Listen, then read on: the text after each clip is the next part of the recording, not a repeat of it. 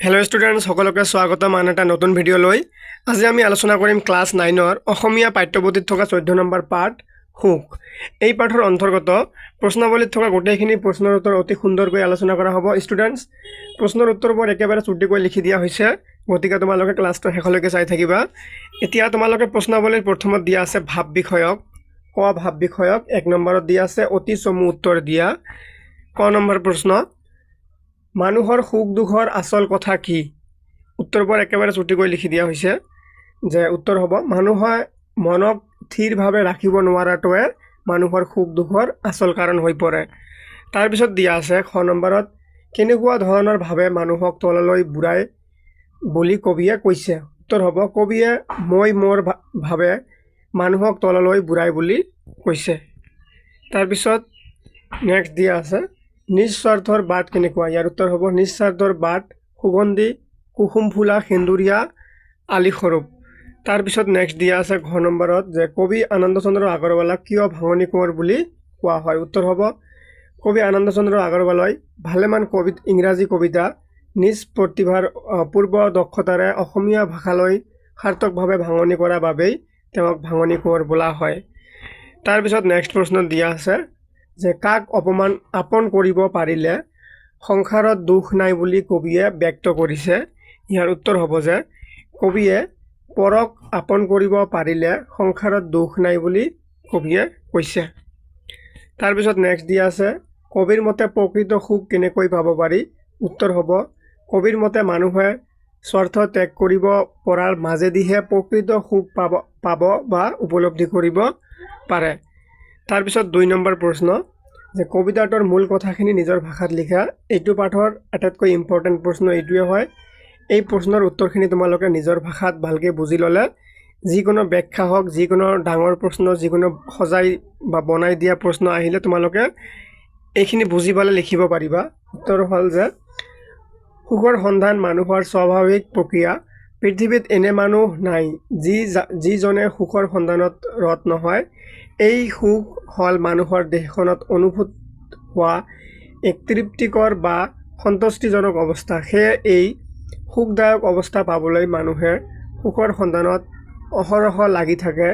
যদিও সুখ বিচৰা সাংসাৰিক লোকে দুখ যন্ত্ৰণাৰহে সন্মুখীন হ'ব লগাত পৰে, কবিৰ মতে সুখৰ সন্ধান কৰিব বলীয়া হোৱা মানুহে প্ৰকৃত সুখ পাবলৈ বা উপলব্ধি কৰিবলৈ হ'লে স্বাৰ্থ ত্যাগ কৰিব লাগিব। অকল নিজৰ বাবে নহয়, আনৰ বাবে খাটিব লাগিব। আনৰ সুখ দুখৰ ভাগি হ'ব লাগিব। পৰক আপন কৰি নিজৰ কি হ'ব লাগিব? শক্তি সামৰ্থ্য পৰৰ সুখৰ বাবে বিলাব পৰা নিস্বাৰ্থ লোকহে জীৱনত সুখ লাভ কৰিব পাৰে। এই পৃথিৱীৰ পৰম পিতাৰ সন্তান সকলো নৰনাৰী, পৃথিৱীৰূপী আমাৰ বৰ্তমান ঘৰৰ সকলো আপোনজন। গাই গোটা পেটে ভঁৰাল নহয়, এই সকল আপোনজনৰ পূজা সেৱাক জীৱনৰ ব্ৰত হিচাপে গ্ৰহণ কৰি বিশ্বপ্ৰেমৰ হৃদয় পূৰ কৰি বিশ্বৰ সকলো মানুহক নিজৰ ভাই ভনী ৰূপে জ্ঞান কৰি যিয়ে প্ৰত্যেক মানুহৰ সুখৰ নিমিত্তে নিজক নিয়োজিত কৰিব পাৰে, তেনে লোকহে জীৱনত সুখৰ গৰাকী হয় আৰু তেওঁৰ এনে সুখৰ কোনো দিন ওৰ নপৰে। তাৰপিছত এতিয়া 3 নম্বৰত দিয়া আছে ব্যাখ্যা কৰা। ক নম্বৰ ব্যাখ্যা হ'ল, অকল নিজৰ নিমিত্তে নহয়, আমাৰ জীৱন ভাই পৰৰ কাৰণে খাটিব পাৰিলে সংসাৰ সুখৰ ঠাই। এই কথাষাৰি বা এই কবিতাৰ অংশখিনি আমাক ব্যাখ্যা কৰি ক'ব লাগে। উত্তৰ হ'ব যে ব্যাখ্যেয় কবিতাংশ আমাৰ পাঠ্যক্ৰমৰ অন্তৰ্ভুক্ত আনন্দ চন্দ্ৰ আগৰৱালাৰ প্ৰণীত সুখ নামৰ কবিতাটোৰ পৰা উদ্ধৃত কৰা হৈছে। কবিতাংশৰ মাজেদি কবিয়ে পাঠকক সুখৰ সন্ধান দিয়াৰ প্ৰয়াস কৰিছে। পৃথিৱীত জন্মগ্ৰহণ কৰা সকলো মানুহে জীৱনত সুখ ভোগ কৰিবলৈ বিচাৰে, অৰ্থাৎ কোনেও দুখ ভোগ কৰিবলৈ নিবিচাৰে। কিন্তু সুখ বিচৰা মানুহে পৃথিৱীৰ ঘাট প্ৰতিঘাতত জোৰালেহে কি হয় হ'বলৈ ধৰে। তাৰপিছত কি কৈছে, ইয়াৰ হেতু মানুহৰ গাই গোটা পেট ভঁৰাল মনোবৃত্তি। আমি নিজৰ সুখ দুখৰ প্ৰতিহে মন কাণ দিওঁ, আনৰ সুখ দুখৰ প্ৰতি লক্ষ্যই নকৰোঁ। এয়াই হ'ল স্বাৰ্থপৰতা। এই স্বাৰ্থপৰতা তেজি কেৱল নিজৰ বাবে নহয়, আনৰ বাবেও খাটিব পাৰিলে আনৰ সুখৰ দুখৰ সমভাগী হ'ব পাৰিলেহে মানুহৰ হৃদয়ত সুখৰ অনুভূতি জাগিব পাৰে। সেয়ে সকলো মানুহে নিজৰ সুখ দুখৰ লগতে আনৰ সুখ দুখ লাভৰ বাবেও নিজৰ শক্তি সামৰ্থ্য প্ৰয়োগ কৰিবলৈ লাগে। পৰৰ কাৰণে খাটিব পৰাৰ মাজেদিহে মানুহে জীৱনত সুখ লাভ কৰিব পাৰে বুলি কবিয়ে উপৰোক্ত কবিতাখনৰ মাজেদি সুখৰ এক নিদৰ্শন দাঙি ধৰিছে। এতিয়া খ নম্বৰ ব্যাখ্যা দিছে, গাই গোটা পেটে ভঁৰাল নহবা লোকৰ দুখ লৈ চোৱা, মানুহৰ সেৱা মানুহৰ পূজা পবিত্ৰ বৰত লোৱা। এই ব্যাখ্যাৰ উত্তৰ হ'ব, উল্লেখিত কবিতাংশ আমাৰ পাঠ্যক্ৰমৰ অন্তৰ্গত ভাঙনি কোঁৱৰ এইটো কবি হ'ব আনন্দ চন্দ্ৰ আগৰৱালা বিৰচিত হ'ব। এইটো সুখ নামৰ কবিতাটোৰ পৰা উদ্ধৃত কৰা হৈছে। কবিয়ে মানুহক সুখৰ সন্ধান দিয়াৰ প্ৰয়াস কৰা প্ৰসংগতে উদ্ধৃত কবিতা অৱতাৰণা কৰিছে। সুখ মানুহৰ দেহ মনত অনুভূত হোৱা এক তৃপ্তিকৰ বা আত্মসন্তুষ্টিজনক অৱস্থা। এই অৱস্থা পাবলৈ হ'লে মানুহক ব্যক্তি স্বাৰ্থৰ উদ্ধৃত অৱস্থান কৰিব লাগে। ব্যক্তি স্বাৰ্থৰ উদ্ধৃত অৱস্থান ল'ব নোৱাৰা মানুহে কোনোদিনো প্ৰকৃত সুখ লাভ কৰিব বা উপলব্ধি কৰিব নোৱাৰে। গাই গোটা পেটে ভঁৰাল অৰ্থাৎ কেৱল নিজৰ কাৰণেহে ভবা স্বাৰ্থপৰ লোকে সুখ বিচাৰি হাহাকাৰ কৰি ফুৰিলেও সুখৰ সন্ধান পাব নোৱাৰে।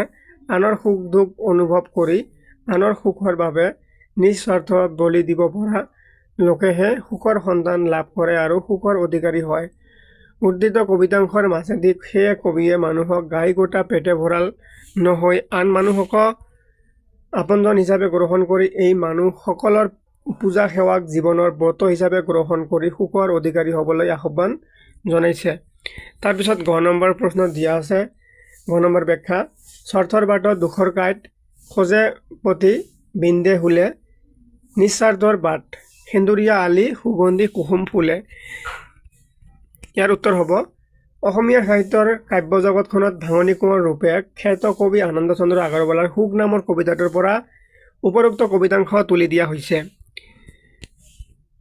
মানুহক সুখৰ সন্ধান দিবলৈ প্ৰয়াস কৰা কবিয়ে উদ্ধৃত স্তৱোক্তিৰ মাজেদি স্বাৰ্থৰ বাট আৰু নিস্বাৰ্থৰ বাটৰ মাজত থকা পাৰ্থক্য দাঙি ধৰাৰ লগতে স্বাৰ্থ আৰু নিস্বাৰ্থৰ বাটে সুখ প্ৰাপ্তিত কি ধৰণৰ বেলেগ বেলেগ ভূমিকা ল'ব পাৰে তাৰ ইংগিত দাঙি ধৰিছে।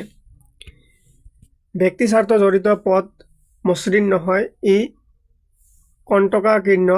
এনে পথেদি যাত্ৰা কৰা লোকৰ পথ বিপদসংকুল অৰ্থাৎ খোজে পতি হুলে বিন্ধাৰ ভয় থাকে। ব্যক্তি স্বাৰ্থৰ বশীভূত হৈ কেৱল নিজ সুখৰ কাম কাজতে নিমগ্ন থকা মানুহজনে দুখৰ উপৰি দুখহে জীৱনলৈ আদৰি আনিব লগাত পৰে। কেৱল ব্যক্তি স্বাৰ্থত নিমগ্ন থকা জনৰ হৃদয়ত কদাপি সুখৰ অনুভূতি জাগৃত নহয়। সেয়ে কবিয়ে এনে পন্থাক স্বাৰ্থৰ বাট বুলি অভিহিত কৰিছে। ইয়াৰ বিপৰীতে ব্যক্তি স্বাৰ্থ ত্যাগী নিস্বাৰ্থভাৱে আনৰ সুখ দুখত সমভাগী হৈ আনৰ বাবে খাটিব পৰা লোকৰ হৃদয়তহে এইটো সহানুভূতি হ'ব, সহানুভূতি জাগৃত হয় আৰু এনে লোকেহে প্ৰকৃত সুখ লাভ কৰিব পাৰে। কবিয়ে উদ্ধৃত কবিতাংশত ইয়াকে নিস্বাৰ্থৰ বাট বুলি কৈছে। নিস্বাৰ্থৰ বাট কণ্টকহীন বাটৰ যাত্ৰা মসৃণ। এয়া নিস্বাৰ্থৰ বাটক কবিয়ে সেন্দুৰীয়া আলিৰ লগত ৰিজাই এনে বাটতহে সুখ ৰূপ সুগন্ধি কুসুম ফুলে বুলি আমাক সকীয়াই দিছে। এতিয়া তোমালোকৰ ভাষা বিষয়কৰ 1 নম্বৰ প্ৰশ্নত দিছে আছে যে উদাহৰণটো চাই বাকীকেইটা কৰা।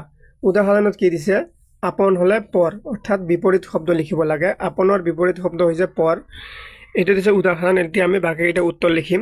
যেনেকৈ দুখ দিয়া আছে, দুখৰ বিপৰীত হ'ব সুখ। স্বাৰ্থ হ'লে নিস্বাৰ্থ হ'ব, অভাৱ হ'লে উভৈনদী হ'ব, সন্তোষ হ'লে অসন্তোষ হ'ব।